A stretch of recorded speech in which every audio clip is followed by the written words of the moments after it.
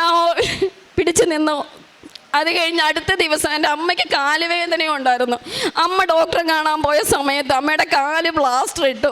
അമ്മയും പിറ്റേ ദിവസം ഫെബ്രുവരി 17-ാം തീയതി പ്ലാസ്റ്റർ ഇട്ട് എൻ്റെ വീട്ടിൽ കൊണ്ടുവന്നിട്ടേക്കുന്നു. ഞാൻ ഹോസ്പിറ്റലിൽ സർജറി കഴിഞ്ഞ ഭർത്താവിൻ്റെ അടുത്ത് എൻ്റെ മകളെ അമ്മയും കൊണ്ട് നോക്കുന്നു. എനിക്കറിയില്ല എന്ത് ചെയ്യണം. ഇവർ രണ്ടുപേരെയും കൂടി എനിക്ക് ഒന്ന് ചെയ്യണമെന്ന് അറിയാത്ത ഒരവസ്ഥ. ഭർത്താവിൻ്റെ സർജറി കഴിഞ്ഞ് ഞാൻ വീട്ടിൽ പോയി. ഒരു റൂമിൽ അമ്മ കാല് പ്ലാസ്റ്റർ ഇട്ട് കിടക്കുന്നു, അടുത്ത റൂമിൽ ഭർത്താവ് സർജറി കഴിഞ്ഞ് കിടക്കുന്നു. ഞാൻ മാതാവിനെ വിളിച്ച് പ്രാർത്ഥിച്ചുകൊണ്ടിരുന്നു. അപ്പം ഞാൻ മാതാവിൻ്റെ അടുത്ത് പ്രാർത്ഥിച്ചിരുന്നു. നാക്ക് പോയി, ആൾ സംസാരിക്കുമെന്ന് ഒരു ഉറപ്പുമില്ല. നാക്ക് പോയ ആളിൻ്റെ അവസ്ഥ എന്താണെന്ന് എനിക്കറിയില്ല. പക്ഷേ മാതാവ്, എനിക്ക് എൻ്റെ ഭർത്താവ് സംസാരിച്ച് കേൾക്കാൻ കഴിഞ്ഞാൽ ഏത് ലോകത്താണ് മാതാവ് ഇരിക്കുന്നതെങ്കിലും ഞാൻ ആ സമയം മാതാവിൻ്റെ മുന്നിൽ എത്തിയേക്കാമെന്ന് ഞാൻ പറഞ്ഞിരുന്നു. സർജറി കഴിഞ്ഞ് ഒരാഴ്ച കഴിയും മുന്നേ എൻ്റെ ഭർത്താവ് നാക്കില്ലെങ്കിൽ കൂടി എൻ്റെ അടുത്ത് ചെറുതായിട്ട് സംസാരിച്ചു. എനിക്ക് അത്ഭുതം തന്നെയായിരുന്നു. ഞാൻ അതിൻ്റെ അടുത്ത ദിവസം എനിക്കറിയില്ല, എനിക്ക് തേടി പിടിച്ച് ഞാൻ ഇവിടെ വന്നു.